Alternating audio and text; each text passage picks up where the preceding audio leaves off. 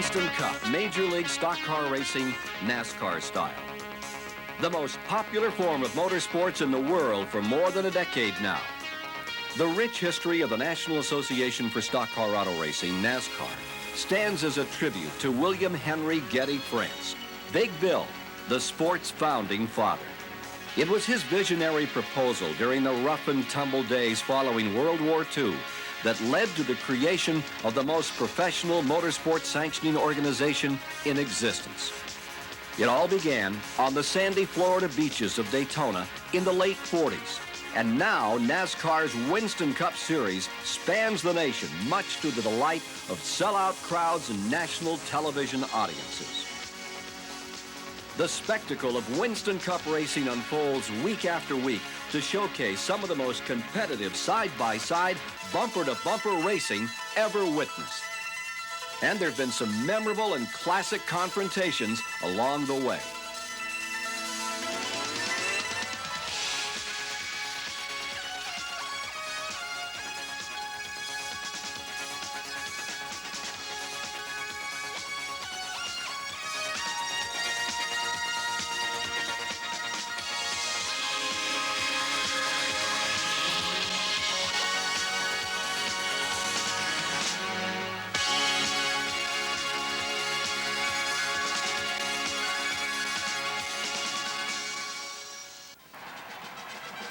They didn't know what to expect when they came to Daytona International Speedway in 1959 for the inaugural Daytona 500.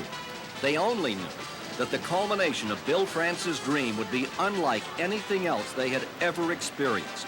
A 2.5-mile tri-oval with turns banked 31 degrees. As the field filed down pit road, NASCAR Winston Cup Racing was about to enter a new era. The sights, the sounds, the speeds attacked the senses as convertibles, hardtops, and sedans thundered under the brilliant Florida sunshine. The first Daytona 500 ended as no one would have imagined. At breathtaking speed, 3 cars, those of Lee Petty, Johnny Beauchamp, and Joe Weatherly, took the checkered flag in a 3-abreast photo finish. The win was first awarded to Beauchamp, but photographs later revealed that Lee Petty in number 42 had inched out the victory. Beauchamp was relegated to second. Joe Weatherly, a lap down, finished 5th. 20 years later, the Daytona 500 once again found a place in history. The race had come down to a closing lap duel between Donnie Allison and Hoss Ellington's number 1 Chevrolet and Cale Yarborough and Junior Johnson's Oldsmobile. Richard Petty and Darrell Waltrip were running 3rd and 4th with A.J. Foyt back in 5th, trailing by half a lap. On the last lap, Allison led Yarborough, but then, on the long back chute, Cale made his move. He dropped low, and so did Allison, and both cars came together. The 2 drivers fought to keep control, yet neither willing to give ground. Finally, both are turned totally out of control and careen into the wall, entering turn 3. Sliding down the infield, less than a mile from the checkered flag, both cars came to a halt. That gave Richard Petty the chance he needed. With a clear track in front of him, Petty raced with a finish with Darrell Waltrip in hot pursuit, desperately trying to pass, but he couldn't do it. The Petty name once again goes down in the record books as the remarkable winner of the 20th annual edition of the Daytona 500. The long limousines roll into Daytona International Speedway on July 4th, 1984, bringing to the track a very special guest. As the fans gathered in the sun for an exciting day of racing, even they couldn't predict what would happen. It evolved that the Pepsi Firecracker 400 became another classic Daytona duel. This time, Cale Yarborough and Richard Petty were the combatants. The finish came 3 laps from the end of the race. Doug Heveron experienced a spectacular crash going into turn 1. He was all right, but it was now a race back to the yellow flag between Cale and Richard Petty. Yarborough made a textbook pass around Petty, entering turn 3, but Petty wouldn't give up, and down the front chute, with sheet metal rubbing, they crossed the finish line almost as one. But it was Petty who got there first. It was another thrilling Daytona win for stock car racing's king and for the special guest, President Ronald Reagan. Petty's 200th career win, witnessed on site by the President of the United States. Many believe that fateful day in 1984 ranks as Daytona's most thrilling moment. Others say it happened in 1976. The setting was typical. A huge crowd had gathered to watch the world's fastest stock cars, driven by the world's greatest drivers in NASCAR's biggest spectacle. Richard Brooks, David Pearson, Buddy Baker, Dave Marcus, and pole sitter Ramos Stott out of Keokuk, Iowa, made up part of the 42-car starting field. When the green flag fell, it turned into a typical NASCAR Winston Cup war.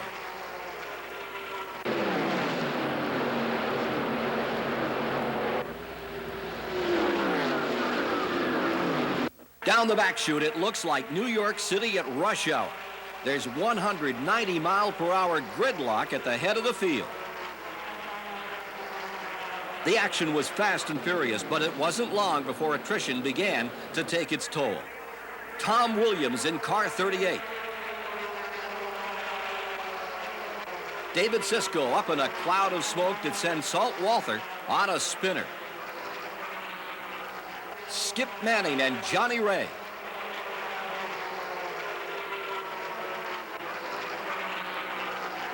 '63, Terry Blevins once again in turn 2. When the smoke cleared, the race came down to a match between two of stock car racing's greatest competitors, David Pearson in the vaunted Wood Brothers Mercury and the king Richard Petty in his Dodge. The white flag, one more lap. The standing room only crowd erupts in a frenzy as Petty leads Pearson through turn 1 and 2 and out into the long back straightaway. And now Pearson unleashes the power in his 21 Mercury and screams by Petty.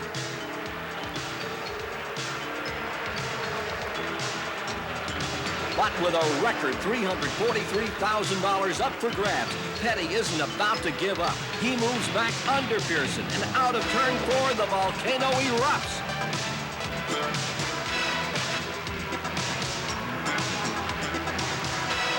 Spinning and crashing down the front straightaway, Petty slides to a stop just feet from the finish line. And he can't get the number 43 Dodge restarted. Pearson's battered machine is still running, and he limps by a stalled Richard Petty at 30 miles an hour to take the checkered flag and win his first Daytona 500. A phenomenal victory for David Pearson in a Daytona 500 many call the greatest ever run. Rubbing fenders and swapping paint has always been a trademark in the rough and tumble world of NASCAR Winston Cup racing. It was no different in 1987 in the special event called simply the Winston, an all-star race just for winners at the beautiful Charlotte Motor Speedway. And it had a new format which called for a 10-lap trophy dash to the finish. It was 10 of the most fiercely contested laps ever seen on any racetrack. Lap 1, Jeff Bodine and Bill Elliott make contact in the first turn. Bodine spins and Earnhardt seizes the chance to take the lead. Elliott recovers and gives chase. And oh, what a chase. It's a take-no-prisoners battle. Elliott presses Earnhardt through every turn of the racetrack, but Dale holds ground. Coming out of turn 4, the two come together again, and Earnhardt is into the grass. In a remarkable display of driving prowess, Earnhardt not only keeps control, but he holds on to the lead.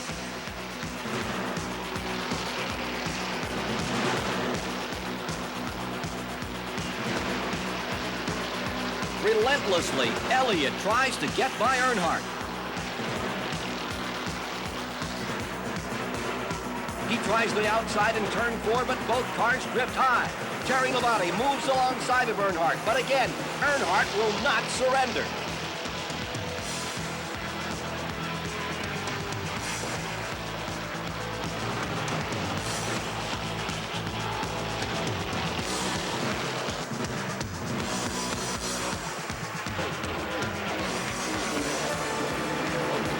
Elliott's hopes for victory are deflated out of turn 2 as he cuts a tire down.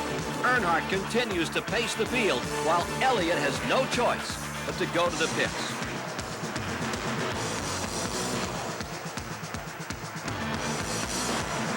With Labonte in tow, Earnhardt takes the victory. It's unquestionably the most exciting race in the brief history of the Winston and firmly establishes it as the crowd-pleasing event it was designed to be. Tight racing and close finishes have become synonymous with NASCAR and the Winston Cup circuit. It was once again evident in 1977 at the Alabama International Motor Speedway in Talladega, Alabama. A track with a reputation of speed and unpredictability.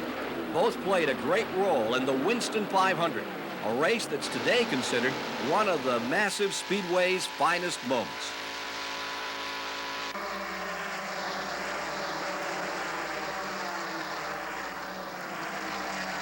You're in the car of Richard Brooks as the field comes up to speed. Drivers jockey for position as they move down. They're running 3 abreast. As they thunder around this 2.6-mile tri-oval, the field begins to feel the bite of NASCAR's largest superspeedway. A.J. Foyt blows an engine going into turn 3. Out of control at over 200 miles an hour, Foyt slides into turn 4 as the field scatters to avoid him. Pearson drops way down to the apron to get by Foyt as he finally comes to a rest.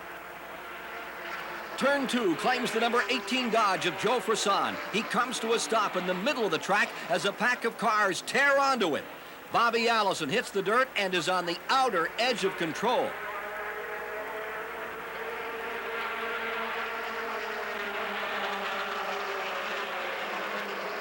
Peter Knabb takes a long slider in turn 4.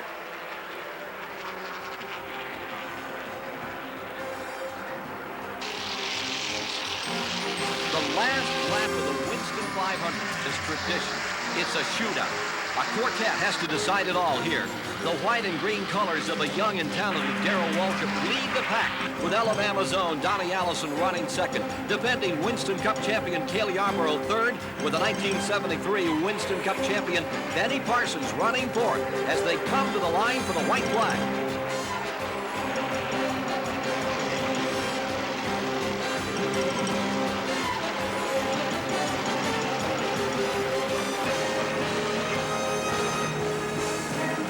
Waltrip drops low in turn 1 as he tries to break away from the draft.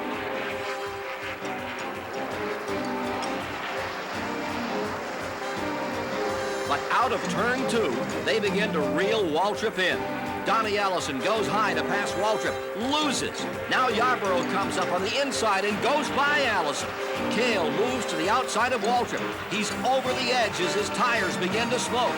Waltrip fights him off. Now Parsons drops underneath Yarborough. They slam together. Out of turn 4 again, Yarborough and Parsons put the rep on each other for second. Darrell Waltrip pulls away. 3 cars side by side for second at the line as they go through the tri-oval. It'll be Darrell Waltrip winning his greatest race and nearly a dead heat for second between Yarborough and Parsons.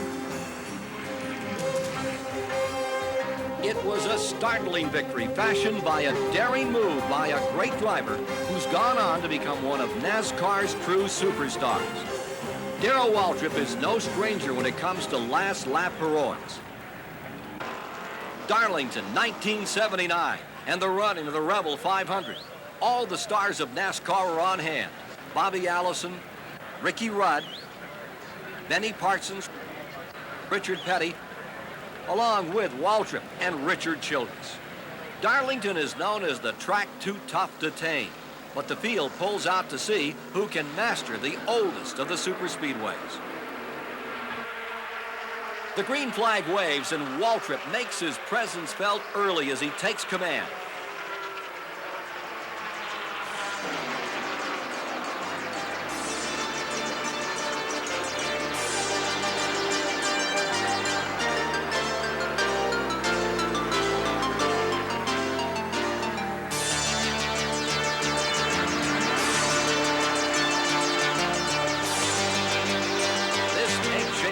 Demands constant attention.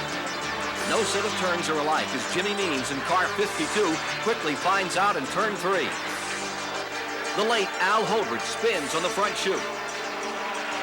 Heel Bonnet loses it in turn 2. But one of the strangest incidents occurred not on the track, but in the pits. David Pearson left his pit too early. before the lug nuts were tightened, and the result, obvious. The race came down to a confrontation between Waltrip and Richard Petty.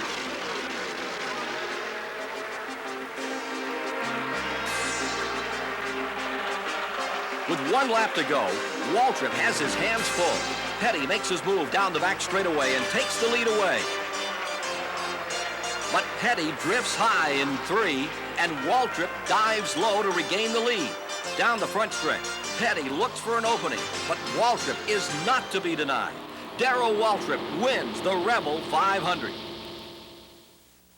With wife Stevie looking on, Waltrip accepts the trophy for his first victory at Darlington as he etches into the record books one of the most glowing moments in Darlington's brilliant history. In 1985, more history was being made, and it started when Bill Elliott won the Daytona 500, the first leg in the Winston Million. Any driver who can win 3 of 4 major races on the Winston Cup circuit, the Daytona 500, the Winston 500, the Coca-Cola 600, and the Southern 500, receives a $1 million bonus from the R.J. Reynolds Tobacco Company. When the Winston 500 at Alabama International Motor Speedway began, all eyes were focused on Bill Elliott.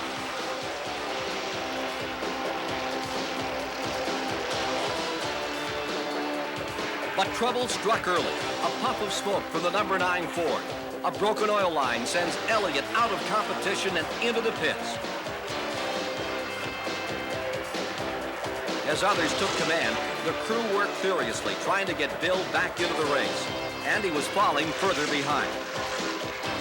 Work on Elliott's car was done, and he left the pits. His hopes seemed to have been crushed. But Elliott began one of the most stirring comebacks in Winston Cup history. In a race that saw only 2 caution flags for 8 laps, Elliott made up the lost laps under green and then chased down race leader Cale Yarborough.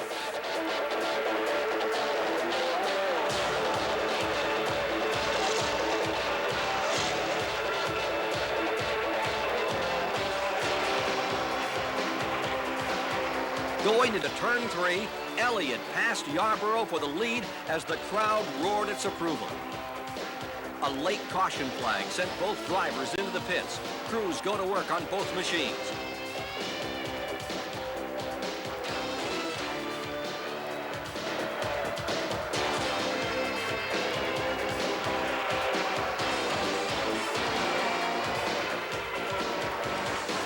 It was Yarborough first out of the pits, and when the green flag fell, again it was Yarborough in the lead. But Elliott was not to be denied. Again, he passed Cale in the 3rd turn, and he never relinquished the lead from that time on. Comfortably ahead, Elliott's amazing comeback was topped with a well-earned victory. As he drove into victory lane, he and everyone else knew he was just 1 victory away from claiming the $1 million Winston bonus in its first year of existence. On Labor Day of 1985, Elliott was again the focal point of attention. With 2 of the 3 wins he needed to earn the Winston Million, Elliott came to Darlington with this special chance.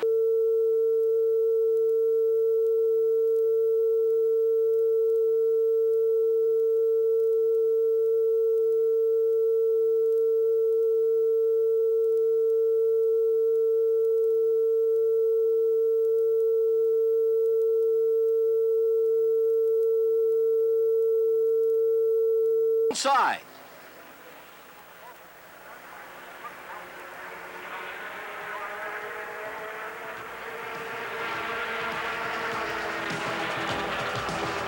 Then it was Cale Yarborough's turn as he surged past Elliott with an awesome display of power. Elliott tries to recapture the front spot, but the 2 leaders come together. Yarborough manhandles the Ford and keeps the number 1 spot.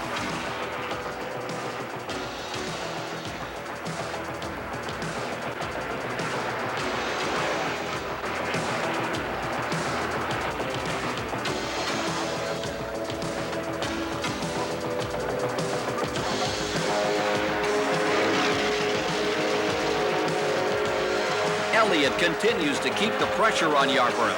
In turn 4, Yarborough's power steering fails in a plume of smoke, and once again, Elliott squeaks by, just missing Cale.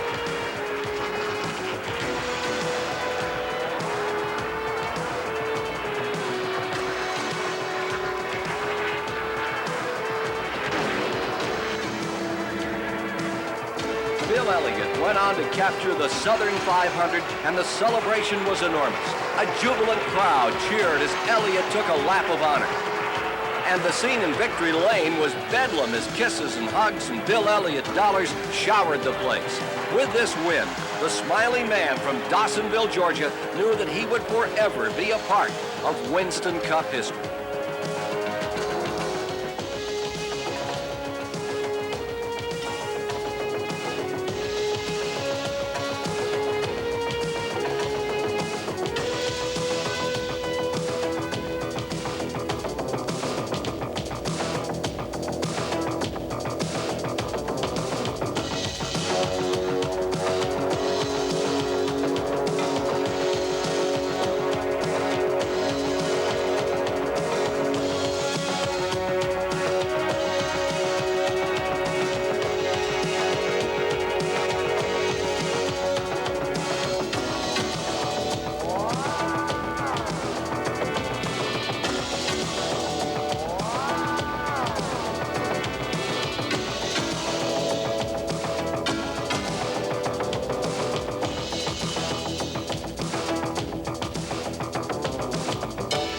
A few of the great moments in NASCAR, a few of the milestones that measure the growth of the most successful sanctioning body in motorsports. And there are many others, beginning on February 15th, 1948, when the first NASCAR-sanctioned race was held on Daytona's old beach road course, to September 4th, 1950, and the superspeedway era was born when the legendary Darlington Raceway staged the inaugural Southern 500. The magic single-season $100,000 barrier was cracked in 1963 when fearless Freddie Lorenzen, Ford's Golden Boy, won over $113,000. 1965, Darrell Derringer helped Goodyear develop the interliner tires still used today.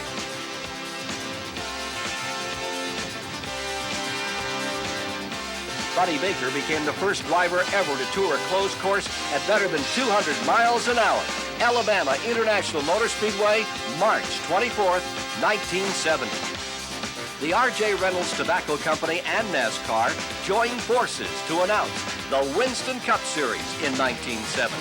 A move that actually opened the sport's doors to non-automotive sponsors.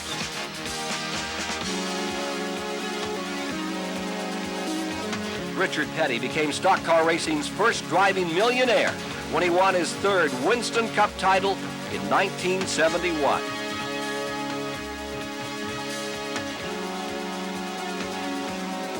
The most historic changing of the guard in motorsports took place when NASCAR founder Bill France Sr. retired as president in 1972, turning over the controls to Bill France Jr. NASCAR celebrated its silver anniversary in 1973, a season that saw David Pearson, the legendary Silver Fox, win 11 of the 18 Winston Cup races he entered. Buddy Baker was the first driver in history to win a 500-mile race in less than 3 hours. It was Talladega, 1976. The race, 2 hours, 56 minutes, 37 seconds.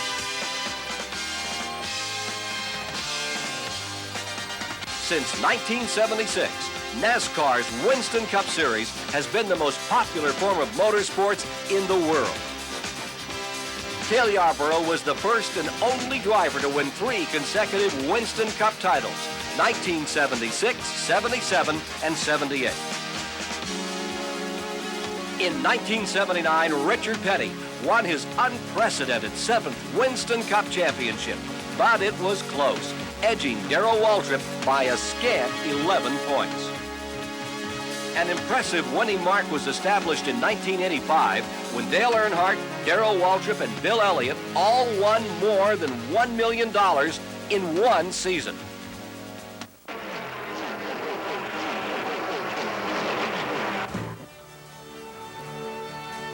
It is a rich history filled with color, with drama, excitement, and pride. Great moments from the past to be sure, and there will be more to come. The Winston Cup Series has taken the legacy of Big Bill France and polished it to a diamond luster and protects it with crusader zeal. The sport today is filled with well-known superstars, and there's a wave of exciting new driving personalities poised for future greatness. Winston Cup Racing, the most popular in the world, and the best is yet to come.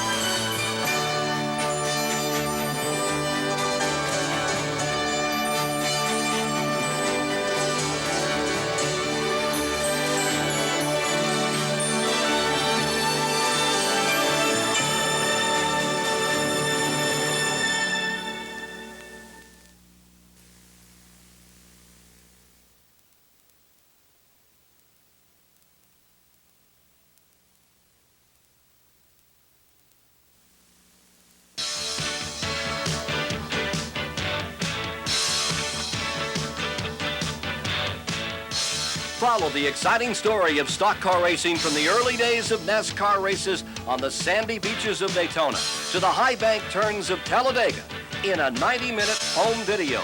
The history of NASCAR and the Winston Cup. To order your copy, send $19.95 plus 4 end flaps from 2 cartons of Winston cigarettes. Send them to NASCAR Historical Video, Post Office Box K, Daytona Beach, Florida, 32015. Include $2.25 for shipping and handling. The history of NASCAR and the Winston Cup. 90 minutes of action guaranteed to make you wish tomorrow was race day.